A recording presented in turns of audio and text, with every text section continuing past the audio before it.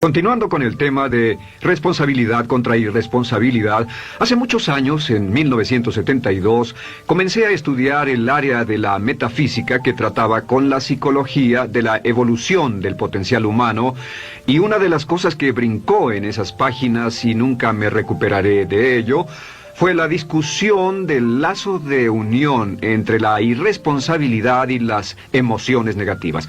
Y el hecho de que las emociones negativas son las que bloquean las emociones o desvanecen las emociones de su vida y mi vida. Todo el propósito de la vida, por así decirlo, es lograr niveles más altos de paz mental, felicidad, contento, etc. Debemos sentarnos a pensar y decir qué nos detiene, qué nos bloquea o qué se interpone para que realmente disfrutemos de la vida, e invariablemente serán las emociones negativas de cualquier tipo.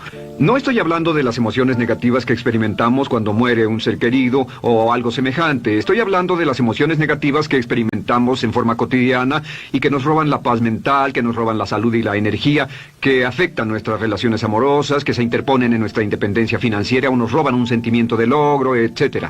En esta sesión hablaremos de la eliminación de las emociones negativas y quiero que volvamos a la discusión sobre la responsabilidad. Es una de las cosas más importantes que he encontrado en toda mi vida. Simplemente es esto. Si tomamos una gráfica o un cuadro, acompáñenme un segundo y expongámoslo. Y vayamos de lo más alto a lo más bajo. Aquí tenemos a una persona totalmente responsable. Es la persona que tiene total seguridad en sí misma, es totalmente responsable y no pone pretextos. Y aquí abajo, en el otro extremo, tenemos a la persona irresponsable, la que le pone pretextos a todo.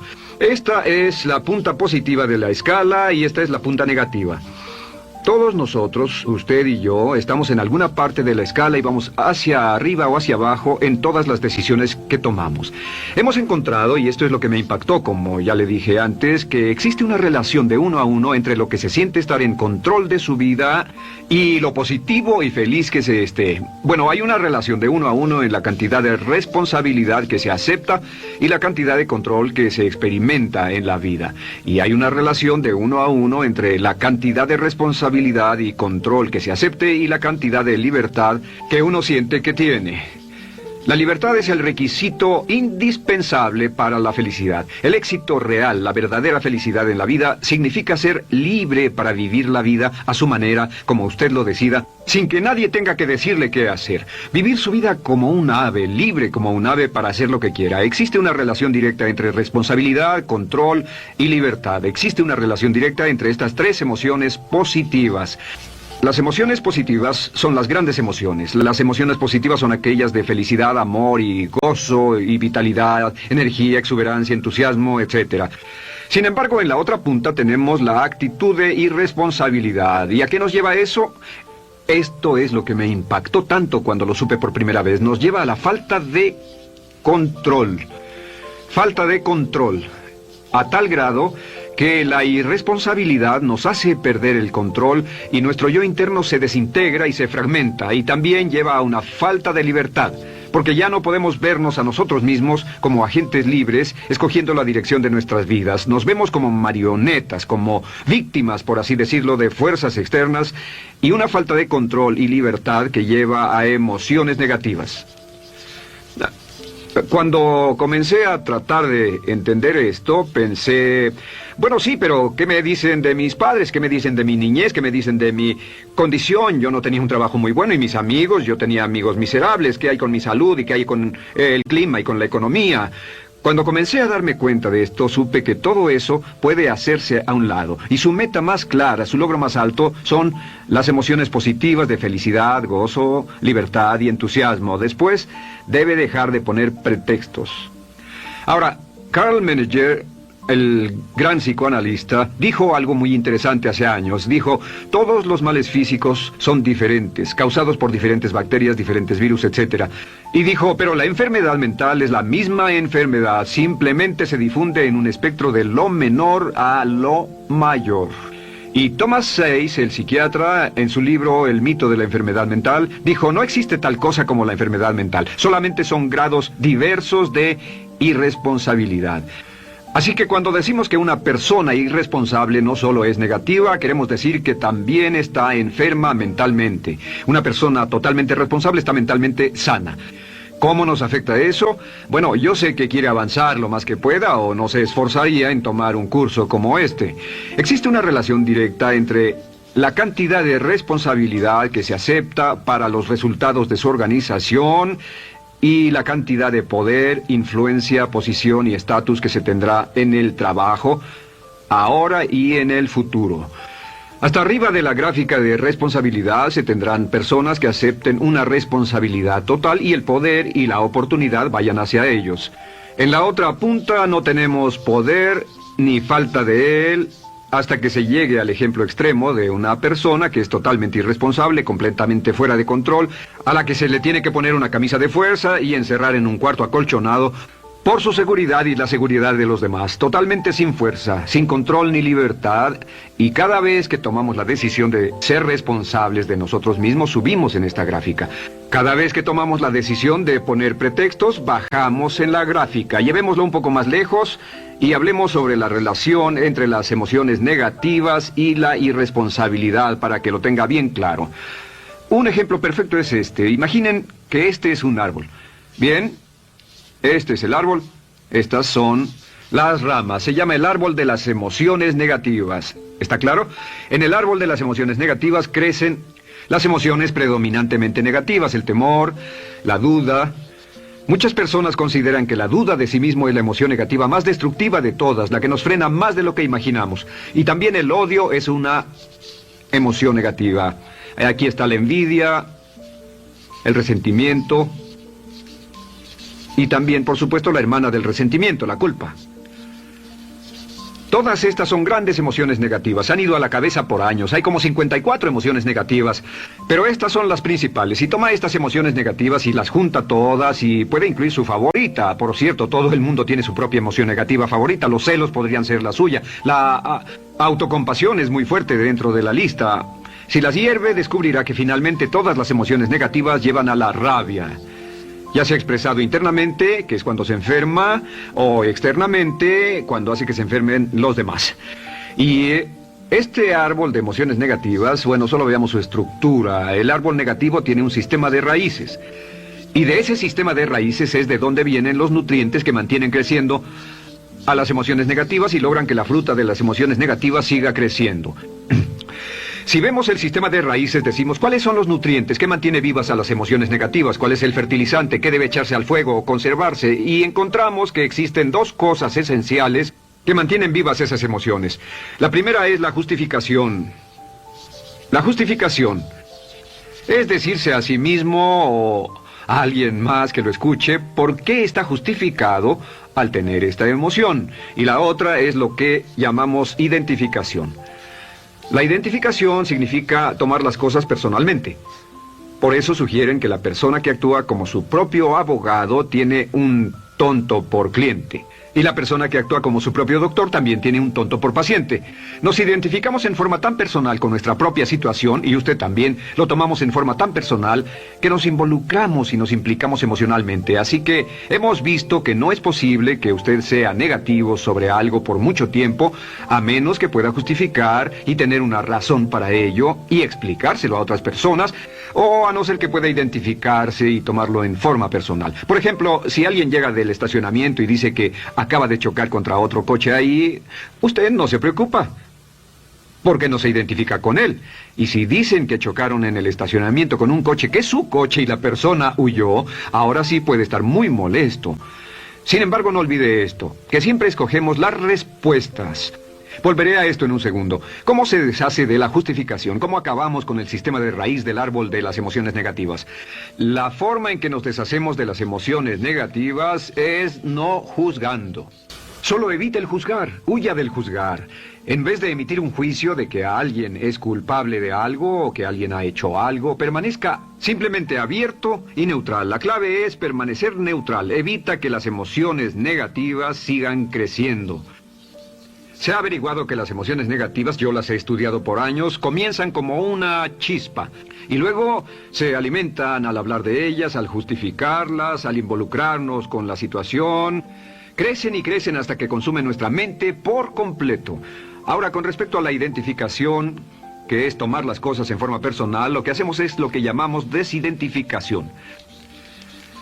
Somos objetivos o, de nuevo, permanecemos neutrales. Tratamos de mantenerlo lejos de nosotros. Existe un problema, pero yo no soy el problema. Existe una dificultad, pero la dificultad no soy yo, y lo mantenemos alejado. Una vez que comenzamos a dejar de justificar y dejar de identificarnos, no tomamos las cosas personalmente y no nos involucramos emocionalmente. ¿No les ha pasado que llega alguien con un problema y usted se involucra emocionalmente tanto con ese problema que llega a sentirse molesto y ese alguien ya se va sin su problema y usted se queda ahí y sigue molesto? Es porque lo tomó en forma muy personal. Sin embargo, la clave para deshacerse de las emociones negativas, y esta es la parte más importante de esto, es el tronco. Cortar el tronco del árbol de emociones negativas. Y el tronco del árbol de emociones negativas es la culpa. La culpa es el 99% de las emociones negativas. Y es muy importante entender de dónde vienen las emociones negativas. Las emociones negativas vienen de su interior. Las emociones negativas no están contenidas en situaciones externas. Las emociones negativas no están dadas por otras personas ni otras situaciones. Las emociones negativas son causadas por su respuesta hacia otras situaciones. Por ejemplo, dos personas se enfrentaron la misma situación, un embotellamiento, un mesero grosero, lo que sea, no importa. Y una persona se molesta, se enfada, se enoja, y la otra persona no lo toma en cuenta. Otro ejemplo, la misma persona en 2 días diferentes. Un día se pelea, se le desinfla un neumático, hay un embotellamiento, llega tarde al trabajo, se enfada, se molesta. Al día siguiente sale con tiempo de sobra, desayuna tranquilamente con su familia, tiene mucho tiempo para llegar al trabajo y el embotellamiento no le importa para nada. Ambos casos son un ejemplo de que las emociones negativas no las provoca una situación. Es que usted siempre es libre de escoger la calidad de su vida emocional. Usted escoge estar enojado. Entienda esto, nadie lo hace sentir nada, nadie lo hace sentirse enojado, nadie lo hace sentirse tenso, nadie lo hace sentirse molesto. Siempre usted decide cómo va a sentirse y si no tiene cuidado, caerá dentro de un patrón de hábitos negativos de culpar a la otra persona. La culpa es el centro de todas las emociones negativas. Cuando deja de culpar, derriba el árbol de la emoción negativa. Lo extermina, lo mata y las emociones negativas mueren en forma simultánea. Es casi exactamente como si ese árbol de emociones negativas fuera un árbol de Navidad que se conectara y las emociones negativas fueran luces de Navidad y usted tomara el enchufe y lo desconectara. ¿Qué pasaría? Pues lo que pasaría es que todas las emociones negativas, las luces, se apagarían en forma simultánea, así. ¿Cómo hacer esto? Se hace usando la ley de la sustitución. La ley de la sustitución dice que la mente consciente solo puede tener un pensamiento a la vez. Es el pensamiento que tiene la mente consciente el que determina cómo reaccionarán las emociones y la mente subconsciente. Como solo puede tener un pensamiento a la vez, lo que hace es esto: acaba con el pensamiento que causa la emoción negativa, el pensamiento de la culpa, y lo reemplaza con esta afirmación: soy responsable. Soy responsable. Soy responsable. Esto, junto con la frase me amo a mí mismo, soy responsable, es la afirmación positiva más poderosa que puede usar. Al instante en que diga soy responsable, adquiere un control total de sus emociones. Al instante en que diga soy responsable, de pronto está en el asiento del conductor. No puede decir soy responsable y sentir la emoción negativa en forma simultánea. Esta echa fuera la otra de su mente consciente. Ahora, podría comenzar con la situación. Cada uno de nosotros ha vivido una situación que nos molesta mucho. Usted lo ha sentido. Puede ser una persona que cada vez que pensamos en ella nos enfadamos. Cada vez que pensamos en eso nos perturba o nos distrae. Haga esto. Cuando comience a pensar en esa situación, debe neutralizarla diciendo soy responsable. Un momento, soy responsable. ¿Es una relación? ¿Quién lo llevó a esa relación? ¿Alguien le puso un puñal en el pecho o la provocó por sí mismo? ¿Es un trabajo? ¿Es una inversión? ¿Es un problema de salud de alguna especie? En todos los casos, acepte la responsabilidad. Y existe una gran diferencia entre aceptar responsabilidad, déjenme escribir esto, responsabilidad contra culpa. Responsabilidad contra culpa. ¿Qué es la culpa? La culpa siempre se remonta al pasado. La culpa mira hacia el pasado, hacia lo que no puede hacerse, a lo que no puede cambiarse. La responsabilidad siempre mira hacia el futuro. Usted dirá, ¿aceptar la responsabilidad no es lo mismo que aceptar la culpa? No.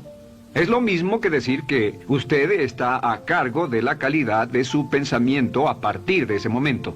Digamos que usted sale del estacionamiento y alguien golpeó su auto. tiene dos opciones. Puede enfadarse y molestarse y correr y gritar y berrear, o puede actuar en forma responsable, puede hacer todo lo posible por buscar al culpable. Si no, puede tomarlo en forma madura. La responsabilidad siempre mira hacia el futuro. La responsabilidad nos lleva a hacer esta pregunta cuando enfrenta un problema. ¿Qué podemos hacer? Y no quién lo hizo. ¿Qué podemos hacer ahora? ¿A dónde vamos de aquí? ¿Qué podemos hacer? Es la pregunta de la persona responsable. No lloramos sobre la leche derramada, solo decimos, bueno, muy bien, ¿cuál es la solución? Y seguimos con el juego. La persona irresponsable siempre dice quién lo hizo y se obsesiona por querer encontrar quién lo hizo, y si encuentra la culpa la divide entre todos para que todo el mundo saque su tajada de culpa, que por supuesto no sirve de nada para resolver la dificultad. La clave para derribar el árbol de emociones negativas es usar el hacha y eliminar la culpa. El día que comience a eliminar la culpa de su vida será el día en que comience a vivir, porque ese día que elimine la culpa y las emociones negativas, de pronto la mayoría de los problemas, la mayoría de las cosas que se interponen entre usted y la felicidad que desea, se desvanecerán. ¿Por qué le pongo tanto énfasis a las emociones negativas? Déjenme dejar eso en claro por un segundo. Lo que descubrí, y esto es lo que me impactó porque siempre me he comprometido a realizar mi potencial como ser humano, es que no puede avanzarse en la vida sino al grado en que se deshaga de sus emociones negativas. No puede progresar, no puede ir más lejos de lo que está en este momento, excepto al grado en que deje atrás sus emociones negativas. Acéptelo. Ahora, por cierto, con respecto a las emociones negativas que ha asociado con otra persona o situación, es difícil aceptar la responsabilidad, es difícil decir yo soy el responsable inicial, porque ha estado culpando a una persona mucho tiempo y a veces deberá apretar los dientes y decir yo soy el responsable, pero mientras más repita soy responsable, lo dirá cada vez más y más fácilmente, y al final llegará al punto en que cuando piense en esa persona o esa situación podrá neutralizar los pensamientos con la ley de sustitución diciendo soy responsable. Existe una línea muy bella que puede usar al tratar con personas difíciles. Se remonta a la autoestima y también tiene que ver con la eliminación de emociones negativas. Es decir, algo así: no importa lo que usted diga o haga, soy una persona valiosa e importante. O no importa lo que pase, aún soy una persona valiosa e importante. O no importa cómo resulte esta situación, yo sigo siendo una persona valiosa e importante. El curso natural de la vida es este. Este es el camino de la vida. Cuando éramos niños comenzamos sin emociones negativas. Por cierto, las emociones negativas deben enseñársele a un niño. Deben enseñárseles a los niños y deben aprenderlas de sus padres. ¿Han visto un bebé negativo? No existe tal cosa como un bebé negativo. Solo ríen y son felices. Lloran cuando tienen necesidad, pero los bebés no son negativos. Al crecer, observamos a las personas a nuestro alrededor y comenzamos a desarrollar nuestras emociones negativas que llevamos a cuestas en un saco. Al convertirnos en adolescentes, este saco crece hasta el punto en que podemos ir a las fiestas y podemos reunirnos con nuestros amigos, podemos hablar de cuán terrible ha sido nuestra niñez, cuán despiadados son nuestros padres, nuestros parientes, maestros y todo lo demás. Y cuando nos convertimos en adultos, ¿cuál es la marca de la madurez en nuestra sociedad? La marca del adulto es que tiene uno un gran saco de emociones negativas, porque ¿cuánto hemos sufrido? ¿Cuál es el resultado? Que pasa la mayor parte del tiempo, cuando está con otras personas, bajando la guardia y diciéndoles cuánto ha sufrido. O sea que lo que hace es usar los intercambios o emociones negativas como base de su relación. Yo te enseño mis emociones negativas y tú me enseñas las tuyas. ¿Recuerdan lo que hacíamos de niños? Y lo que hacen ahora es reunirse como un par de comerciantes en un bazar árabe y muestran sus emociones negativas. Dicen, oh, miren esa horrible niñez, miren esa espantosa relación, miren qué gruñón es mi jefe, qué horrible es esto, etcétera. Y así sigue intercambiándolas. ¿Y qué pasa cuando habla y piensa en sus emociones negativas? ¿Recuerda la ley de concentración? Lo que usted coseche, crecerá. Lo que coseche crecerá, ganará fuerza y seguirá vivo. Por cierto, las emociones negativas, y esto es otra cosa que aprendí en el estudio, las emociones negativas son muy frágiles y muy efímeras. Si no las mantiene vivas a través de pláticas constantes y de cultivarlas adecuadamente, ¿saben qué pasa? Se mueren. Sí, las emociones negativas se mueren, es como un incendio, no sucede donde no hay nada. Si una chispa cae donde no hay nada que se queme, se extingue. Las emociones negativas, si no se habla de ellas, si no se cultivan todo el tiempo, mueren. ¿Ha tenido la experiencia de que está muy preocupado por algo, molesto por algo, y le tomaba todo el tiempo, y luego llega al trabajo y se ocupa tanto haciendo algo más por 3 o 4 horas, que no tiene tiempo de pensar en otra cosa, y después de eso se para y dice, cielos, no me he preocupado por esto por mucho tiempo, tengo que preocuparme por ello? ¿Qué pasa? Nada, es como el fuego, está extinguiéndose, debe volver a ello, debe pensar en ello, hablar de ello, preocuparse por ello y manejarlo para llevarlo hasta el punto donde preocupe a toda su mente.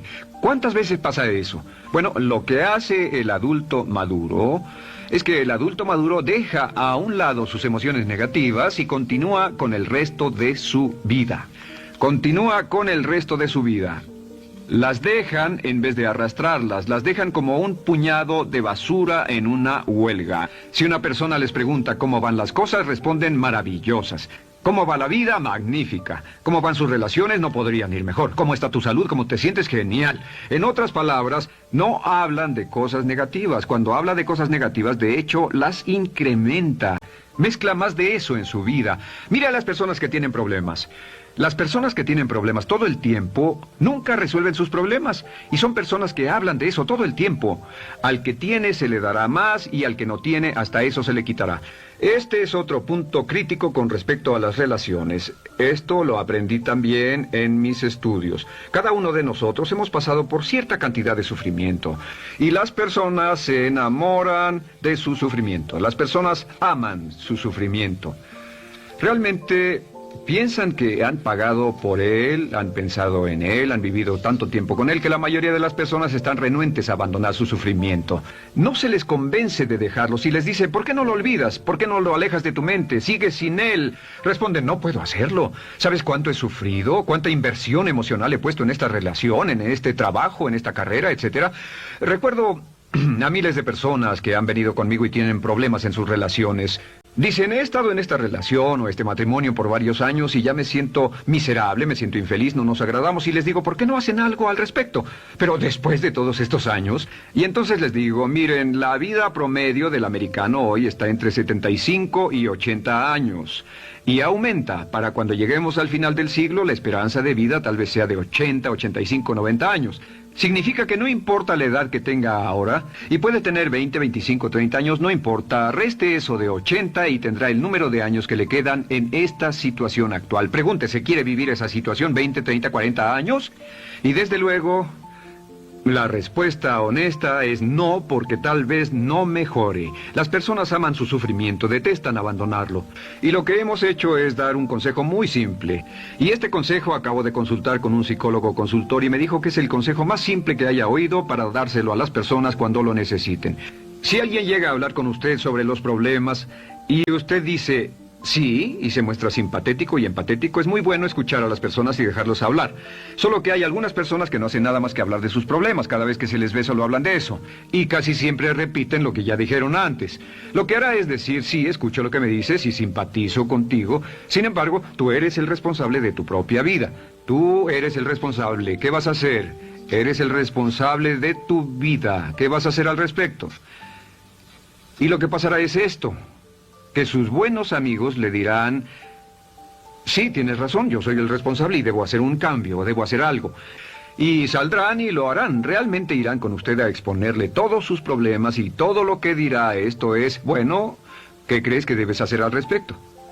Y sus buenos amigos pueden usar ese tiempo de conversación para poner en orden sus pensamientos, pensar en sus conclusiones, y ya no necesitarán su consejo. La mayoría no necesita consejos. Hay un dicho que dice, no se preocupe por la predisposición universal de dar consejos, porque la predisposición por ignorarlos es igualmente universal. Las personas no necesitan consejos, si acaso una sugerencia. Sin embargo, hay quienes no tienen la más mínima intención de hacer algo respecto a sus problemas. Lo único que quieren hacer es usar sus problemas como una excusa para conseguir que usted hable con ellos. ¿Entiende eso? Es una tendencia neurótica muy común en nuestra sociedad usar los problemas como la base de una discusión.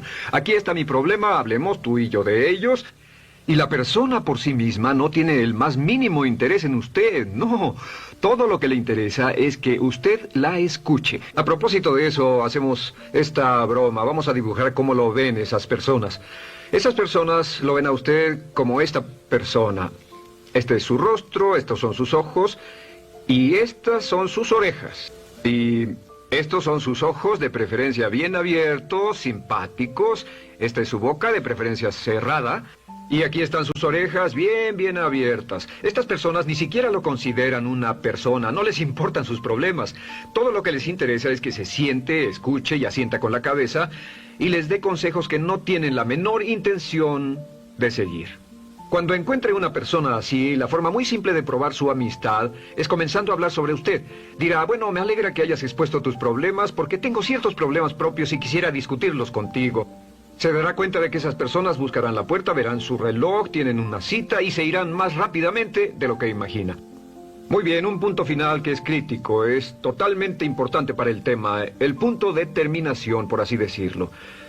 Cuando comenzamos a hablar de abandonar las emociones negativas, casi todo el mundo va a decir, sí, estoy de acuerdo, lo que dices es cierto, tiene mucho sentido, Brian, voy a olvidar mis emociones negativas, voy a aceptar la responsabilidad, voy a hacerme cargo de mi vida, ya no voy a culpar absolutamente a nadie, excepto a uno.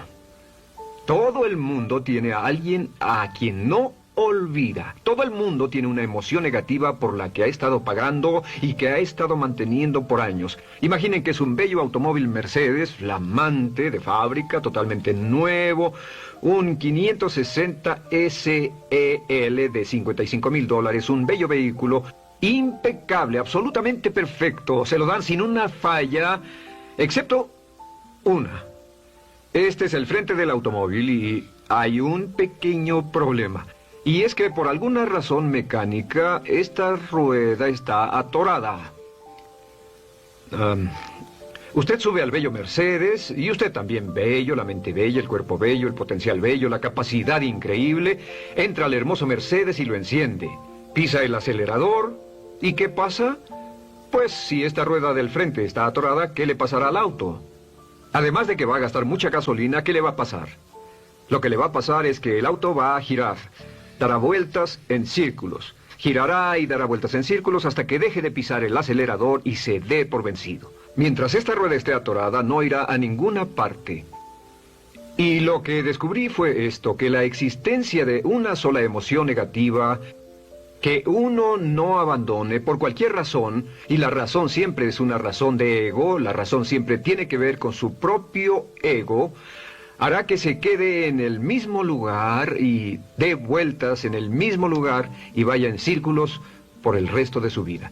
Todos conocemos a personas con talento, que tienen oportunidades, buena educación, etc., y su vida solo gira en círculos. Toda la vida están girando, todo lo tienen a su favor y día tras día tras día tienen problemas. ¿Por qué? Casi invariablemente, y esto es lo que todos los psicoanálisis y psicoterapias hacen, es porque tienen una emoción negativa atorada y la emoción negativa que tienen atorada es la culpa. Es alguien a quien aún están culpando por algo. Hay alguien a quien no van a dejar en paz porque ese desgraciado les hizo algo. ¿Saben de qué estoy hablando? Sí lo saben, porque todos estamos en el mismo barco. Todos somos seres humanos, y esto es importante para usted y para mí, porque tenemos una tendencia a enamorarnos de nuestro sufrimiento. Tenemos la tendencia de lamentarnos y creer que esas emociones negativas son parte de nuestra humanidad. Tenemos la tendencia a creer que otra persona es la responsable, otra persona nos hirió, nos costó dinero, esa persona lastimó nuestra relación. Pero la clave para el desempeño pico, la clave de la felicidad, la clave del éxito es usar la ley de la sustitución y derribar esas emociones negativas, sacarlas de la caja la primera vez que sienta que le provoca cierto estrés y decir, soy responsable, y repetirlo, soy responsable, soy responsable, soy responsable, me quiero a mí mismo y soy responsable, me quiero a mí mismo y soy responsable, y nada fuera de mí va a perturbar la paz de mi mente. Solamente yo estoy a cargo de mi vida emocional. Soy responsable y usted es responsable. la primera serie de módulos dijimos que el punto inicial de todo desempeño pico es la autoestima, es cuánto se agrade a sí mismo, cuánto se ame a sí mismo, cuánto se acepte a sí mismo como un ser valioso y útil.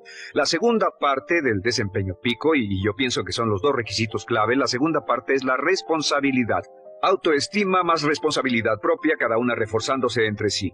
Y lo que dice la autorresponsabilidad es que usted es el arquitecto de su propio destino. Es el maestro de su destino, que es totalmente responsable de sí mismo, que todo lo que es y siempre será es suyo y nada más. Puede creer en un ser supremo como yo, puede decir que el poder más alto es el responsable, pero Dios ayuda a quienes se ayudan a sí mismos y en esta vida terrenal usted está a cargo de su vida, usted está a cargo de lo que pasa. Si no le gusta la forma en que van las cosas, usted debe cambiarlas, pero no hay forma en que pueda abandonar su responsabilidad. Este tema de responsabilidad es de una gran controversia y mientras hablamos en esta sesión verá que es algo que debe comprender con la claridad del agua si quiere lograr todo su potencial como ser humano.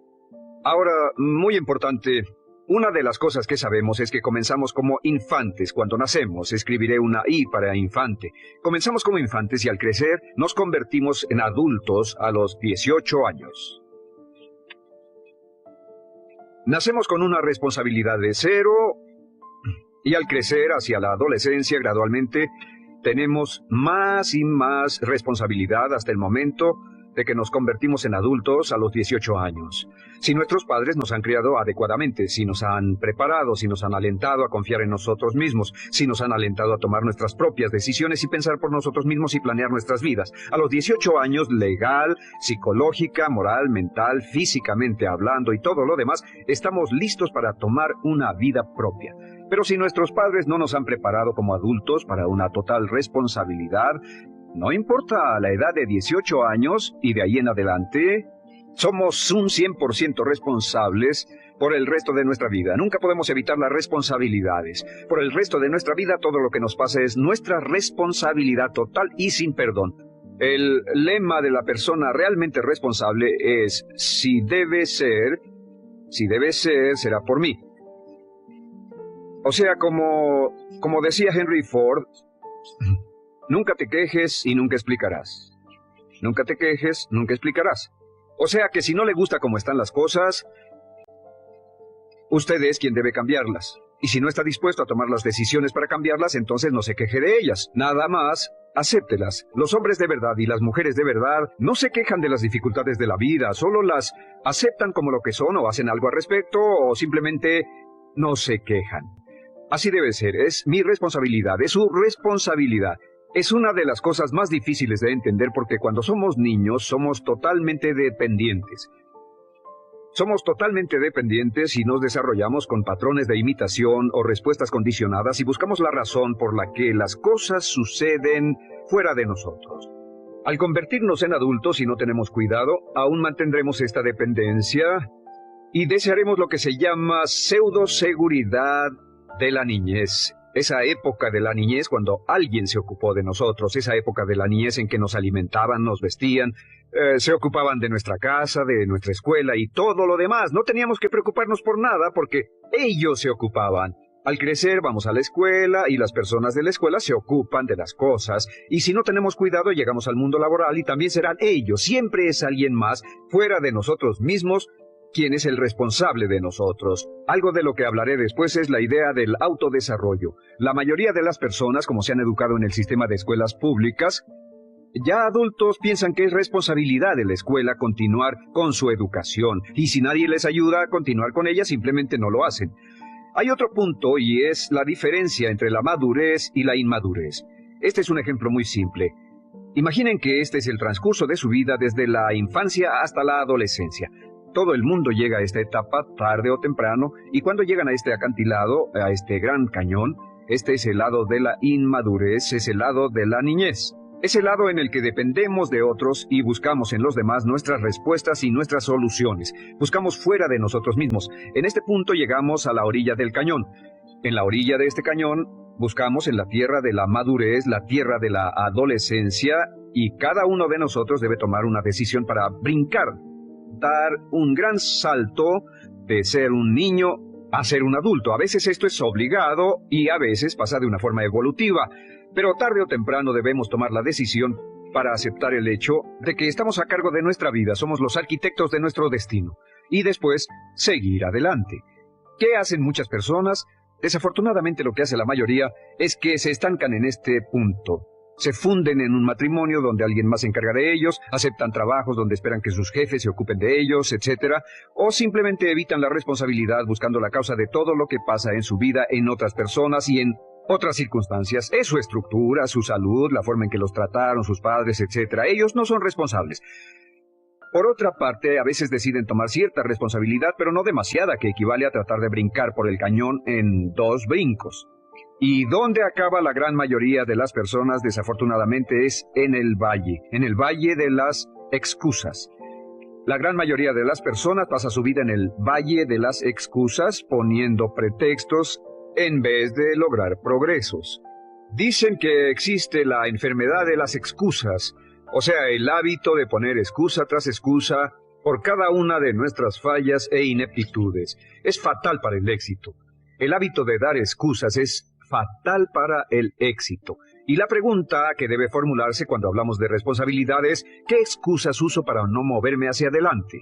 Hay una historia muy famosa acerca de Tolstoy. Tolstoy y sus hermanos jugaban un juego muy curioso. Se trataba de que en el jardín estaba una caja y en esa caja estaba la respuesta a todos los enigmas de la vida, y podría encontrar la caja debajo de cierto arbusto mientras no pensara en un gran conejo blanco. Mientras no pensara en ese gran conejo blanco, ni siquiera lo tuviera en la imaginación, podría encontrar la respuesta a todos los misterios de la vida.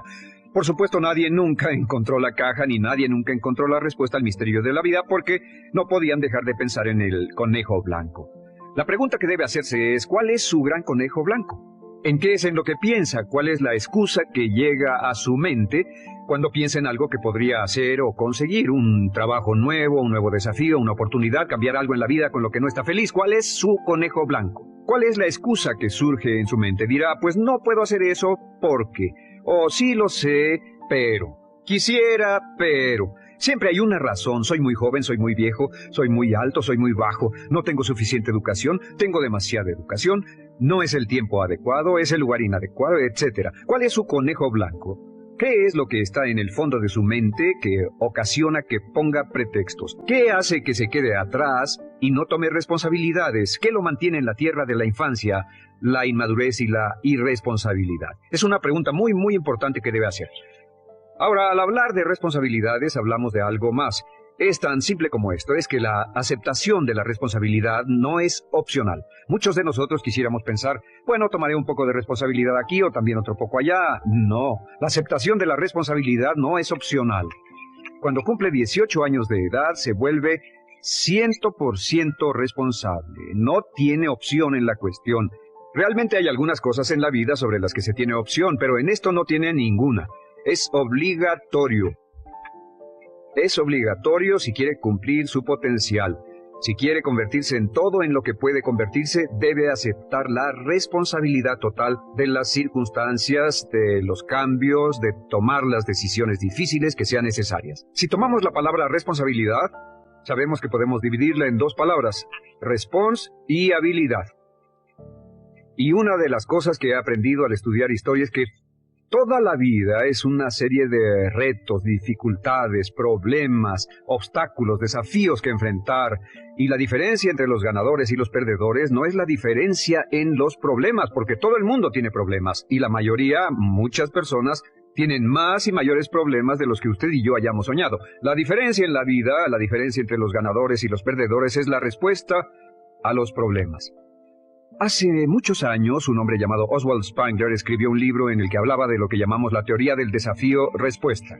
La teoría del desafío-respuesta simplemente es que las civilizaciones crecen y se deterioran al grado en que enfrentan los desafíos en forma efectiva y responden igual. Una sociedad pequeña comienza pequeña y casi invariablemente se verá desafiada por un enemigo externo o la naturaleza o el clima o algo así. Si la sociedad responde de una forma positiva y constructiva al desafío, la sociedad crece. Al crecer desencadena más desafíos, dificultades, y si responde a ellas de manera eficaz, crece un poco más. Oswald Spengler estudió a los 21 grandes imperios de la civilización humana y descubrió que cada uno de ellos seguía este ciclo. Mientras la civilización seguía creciendo con los desafíos, se hacía cada vez más fuerte. La razón por la que esta analogía es tan importante es que nosotros, como seres humanos, somos exactamente iguales. Nosotros también crecemos al grado en que respondamos con eficacia, al grado en que aceptemos los desafíos que la vida nos depara, sin poner pretextos. Cuando vemos a los grandes hombres y mujeres de la historia como Albert Schweitzer, Winston Churchill, George Washington, Abraham Lincoln o Franklin Delano Roosevelt, los vemos y descubrimos que son las personas que enfrentaron los desafíos de su época. Si desea usted ser capaz de enfrentar los grandes desafíos, lo que debe hacer es comenzar en una base cotidiana a enfrentar pequeños desafíos. Significa que sin importar lo que pase, acepta el desafío, acepta la responsabilidad, rechaza las excusas y sigue usted adelante. Ahora, hay 3 áreas en la vida moderna, de las que debe estar muy consciente. La primera es el área política. Si mira alrededor, verá que hay muchas cosas que impulsa el gobierno. El gobierno es responsable y lo hacen responsable. Lo que las personas quieren es que el gobierno sea sus padres. Quieren que el gobierno los proteja, que se ocupe de ellos. Entre más vote por los políticos para que hagan las cosas, más control les otorga usted. Entienda, nunca puede evitar su responsabilidad, solo puede evitar el control. ¿Cómo otorga el control? Les da el control cuando vota por ellos para que gasten el dinero, regulen más su empresa, les dé más de sus ingresos, etc. La segunda área, déjenme terminar esto, el deseo del estatismo, el colectivismo, el socialismo. El gobierno grande está de algún modo haciendo que el gobierno sea responsable de los desafíos de nuestras vidas. Ahora, la segunda área donde esto prevalece es en el sistema de justicia. Verá que la característica de todos los delincuentes es que rehúsan aceptar la responsabilidad de sus delitos. Siempre fue alguien más o algo más, siempre fue su niñez, su historia previa o el otro sujeto. La única forma en que esta situación cambia es cuando aceptan la responsabilidad de los delitos que han cometido y dicen: yo hice esto, nadie me obligó a hacerlo, soy responsable, y dejan de volver a la cárcel. La tercera área es la medicina. Hoy sabemos que casi todos nuestros problemas en medicina son de origen psicológico o nos echamos la culpa de las cosas. El americano o el canadiense promedio pesa de 10 a 20 libras de más. En medicina esperamos que el doctor sea el responsable. Solo imaginen lo que tomaríamos, qué cuidado tendríamos con nosotros mismos si estuviéramos en una isla desierta de por vida, sin doctores, ni enfermeras, ni hospitales, ni medicina, nadie en quien apoyarnos. Es un punto muy, muy importante. En nuestra sociedad vamos a notar esta demanda, esta petición. No soy responsable, que alguien más sea responsable. Pero esta es la clave. Recuerden, siempre son libres de escoger. Son libres de escoger sus respuestas. Son libres para escoger la cualidad de su vida emocional. Saben que van a decidir cómo van a sentirse dependiendo de cómo respondan. Deciden cuándo enfadarse, cuándo estar felices, infelices. Deciden cuál va a ser su actitud cuando se levanten en la mañana. Deciden la calidad de su vida física. Son los únicos que deciden lo que van a comer, lo que beben, lo que no comen ni beben.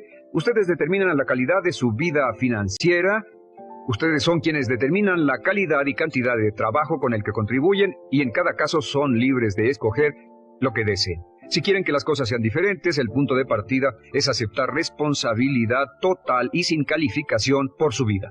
Descubrí el concepto global de la responsabilidad cuando tenía 21 años. Vivía en un departamento, trabajaba en algo relacionado con la construcción a 35 grados bajo cero, no tenía auto, no tenía dinero en el banco, mis ropas eran viejas, solo terminé la preparatoria y me vi a mí mismo ese frío invierno en ese pequeño departamento sin ningún futuro y sin mucho pasado, y me dije, si quiero que esto cambie, solo está en mí mismo. Entonces fue cuando me asusté. De pronto se me quitó una venda de los ojos y vi que si quería que mi vida fuera diferente, era mi responsabilidad hacerla diferente. Si he podido afectarlo, aunque sea un poco con lo que dije en este pequeño segmento, es esto. que el punto inicial para volar hacia las estrellas, el punto inicial para cambiar totalmente en su vida, el punto inicial para tener grandes logros y grandes obras, es aceptar por completo una responsabilidad incondicional. Si debe de ser, debo hacerlo yo. Si debe de ser, debe hacerlo usted. Con el fin de desencadenar todo su potencial, es esencial que entienda la relación entre la mente consciente y la mente subconsciente. Se han escrito miles de libros sobre el tema, existen complejidades tremendas, existen referencias al consciente y subconsciente, en especial al subconsciente, a través de toda la historia humana. Al subconsciente a menudo se le llama la central de fuerza de su ser, y vamos a hablar de cómo afecta a usted más a su subconsciente al estudiar este programa. Comencemos hablando sobre la relación entre las dos mentes y qué puede hacerse para comenzar a controlar y a cambiar el programa dentro de la mente subconsciente.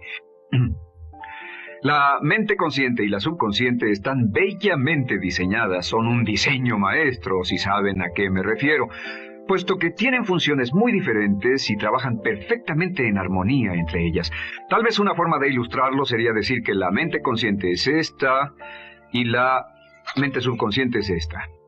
De hecho, la mente consciente hace como un 10% del pensamiento responsable, alrededor del 10% de su alerta consciente, y la mente subconsciente efectúa al menos un 90% o más. Cuando hablamos de potencial humano y de activar el potencial humano, significa desencadenar la gran capacidad de poder del subconsciente. ¿Qué hace la mente consciente? La mente consciente tiene ciertas funciones específicas. Primero que nada, la mente consciente es subjetiva.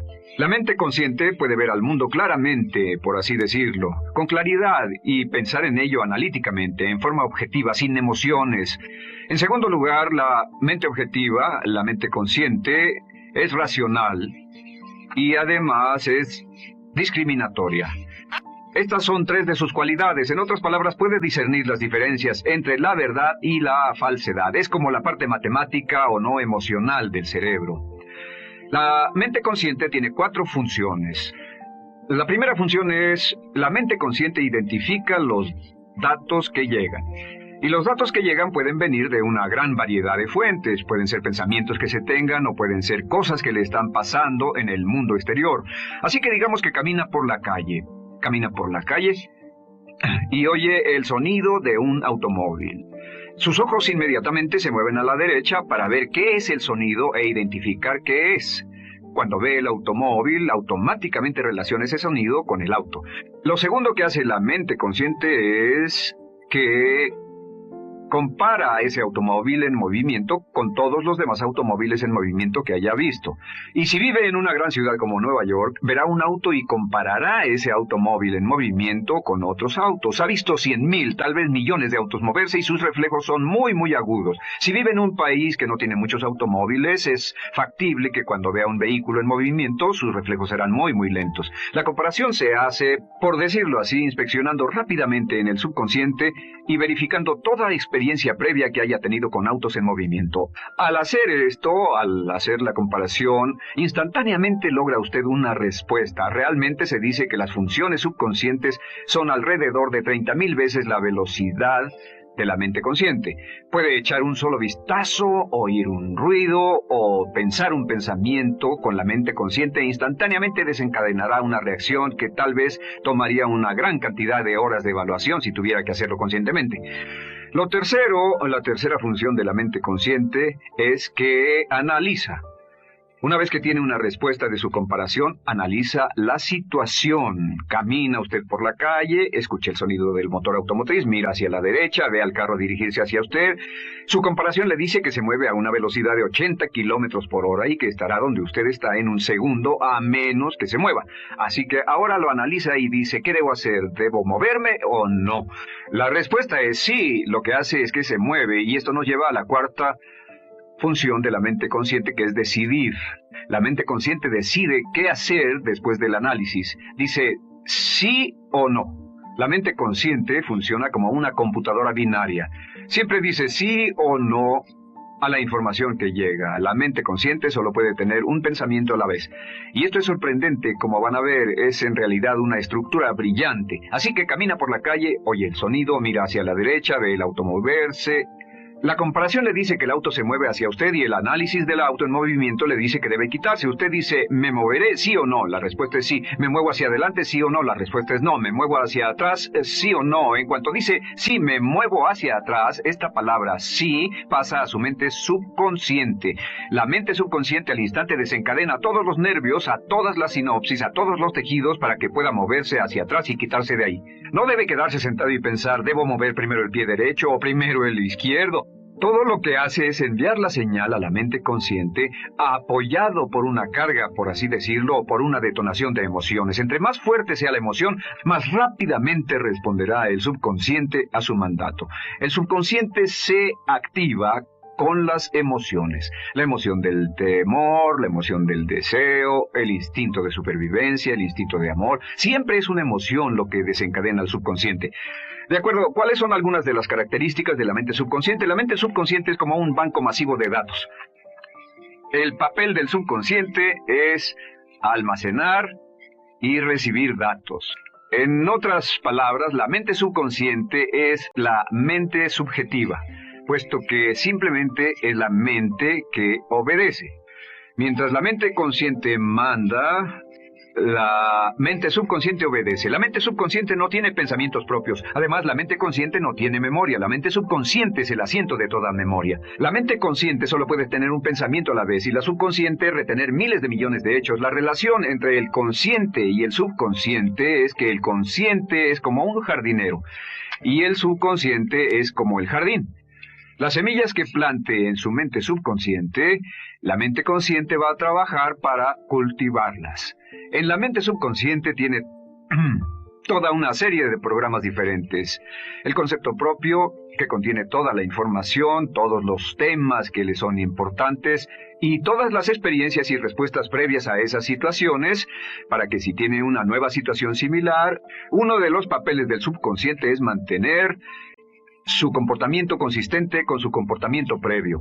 Así que si siempre ha tenido miedo de una situación y ve esa situación, instantáneamente temerá sin pensarlo.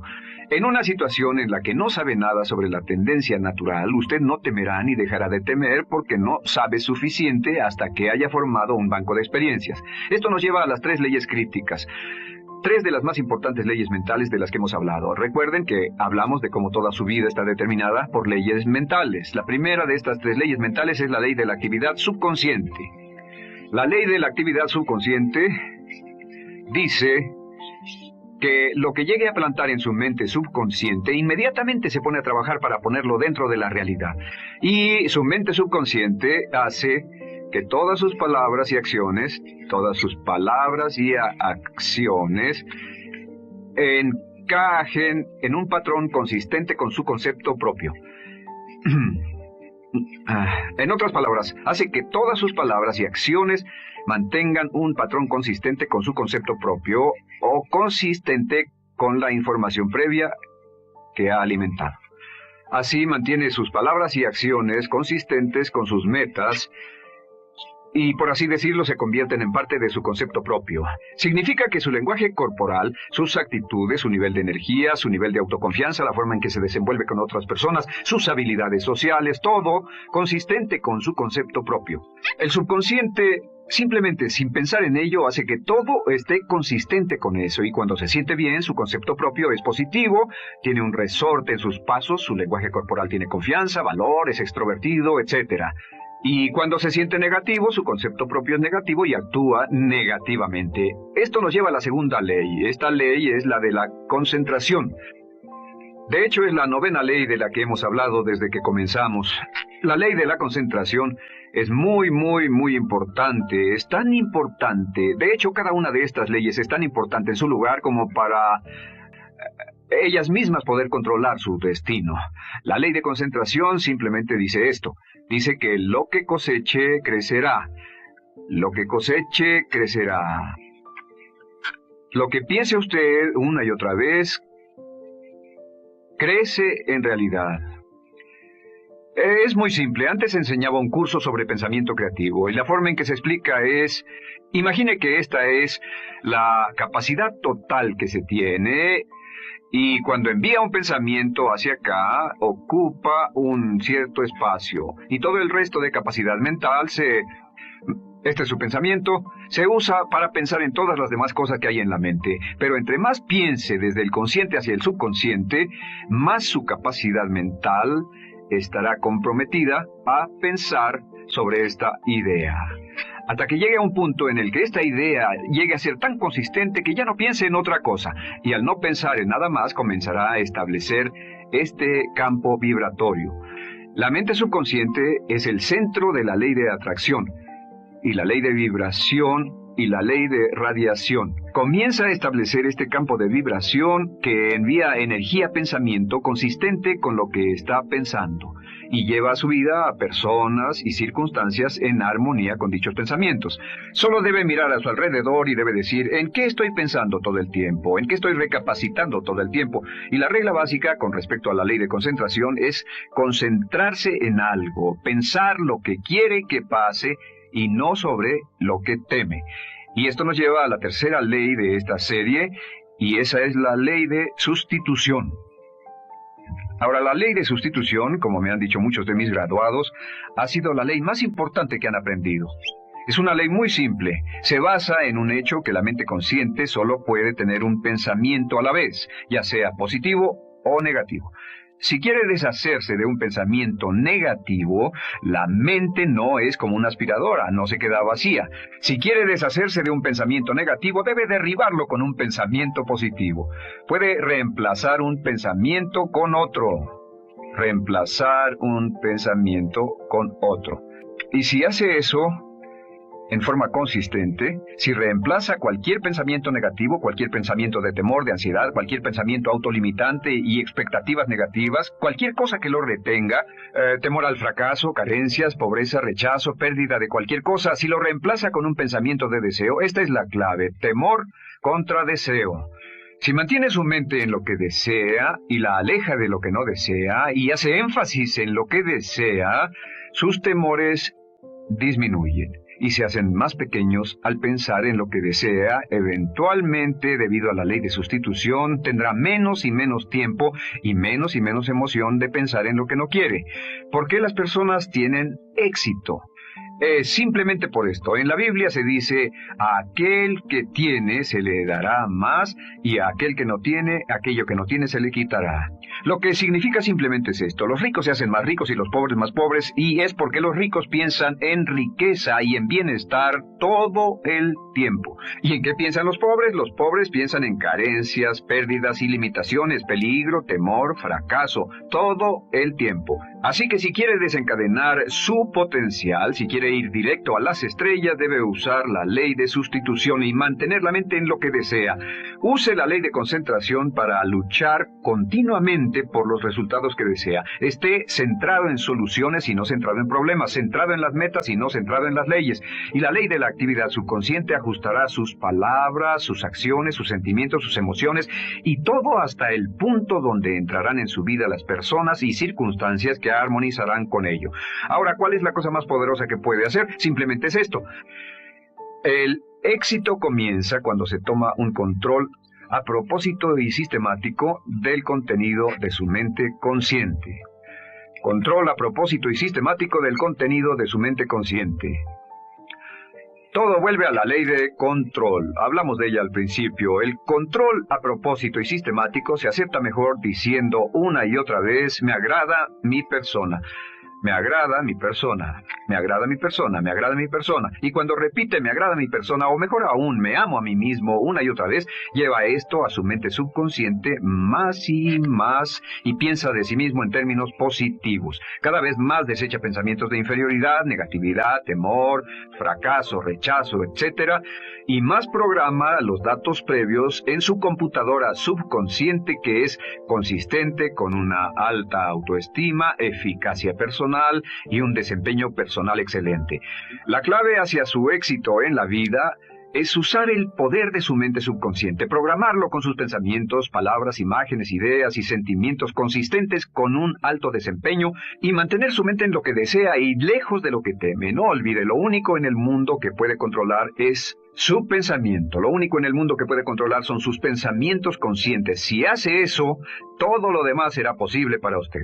Hablando de potencial humano, ¿alguna vez se han preguntado a qué se debe la gran disparidad de resultados y desempeño entre una persona y otra? Una persona que percibe $250,000 anuales no es 10 veces más astuta ni mejor que una persona que percibe $25,000 anuales. ¿Por qué la diferencia de 10 veces sus ingresos? Y si tomamos a una persona que percibe $2,5 millones al año, ¿será esa persona 100 veces mejor, más astuta que la persona que gana $250,000? Imposible. En un estudio reciente de coeficiente intelectual probaron a 1,000 personas de una cierta población y llegaron a la conclusión de que la mejor persona entre los 1,000 solo era 2,5 veces más astuta que la persona de menor coeficiente intelectual. Solo 2,5 veces la disparidad, y tal vez eso sea con toda la población. ¿A qué supone que se debe la diferencia? Al hablar de potencial humano, llegamos a una fórmula que deduje hace algunos años. Tal vez eso lo explique un poco. La fórmula comienza con lo que llamamos AI. O sea, atributos innatos, las cualidades, la inteligencia, la habilidad, el temperamento, cosas con las que se nace que no pueden cambiarse mucho. Además de los atributos adquiridos. Estos atributos son muy importantes, son su educación, su capacitación, sus capacidades, su experiencia, conocimiento, sabiduría, etc., multiplicado por A, que su actitud es igual al potencial humano individual, o al desempeño humano individual o resultados individuales humanos. Ahora, de estos tres, los atributos innatos se traen desde el nacimiento.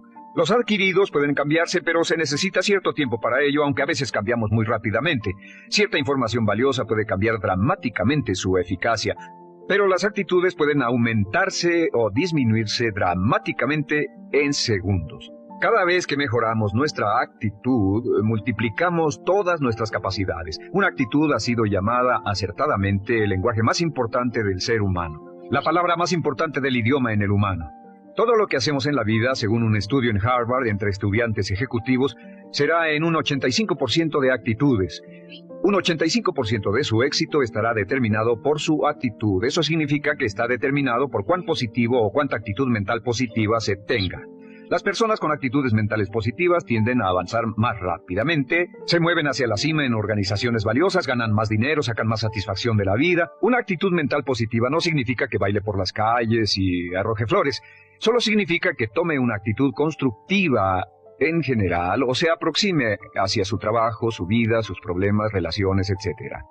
Según el informe Cox de las empresas americanas, según la revista Success, un 85% más de todo lo que se logra se debe a la actitud. Y la pregunta es, ¿de dónde vienen las actitudes? Las actitudes vienen de las expectativas. Muy simple, ya hablamos de eso. Y una forma muy poderosa de mejorar su actitud instantáneamente es decir, aunque no lo crea, pienso que algo maravilloso va a ocurrirme hoy. Como dijimos antes, nuestras expectativas sobre los desenlaces determinan nuestra actitud. Si espera que las cosas salgan bien, tendrá una actitud positiva. Si espera que salgan mal, tendrá una actitud negativa. Y lo maravilloso es que podemos fabricar nuestras expectativas. Podemos esperar lo que deseamos. Podemos esperar cosas buenas, cosas malas, y no nos decepcionaremos. ¿De dónde surgen nuestras expectativas? Nuestras expectativas surgen de nuestras creencias y de nuestros valores.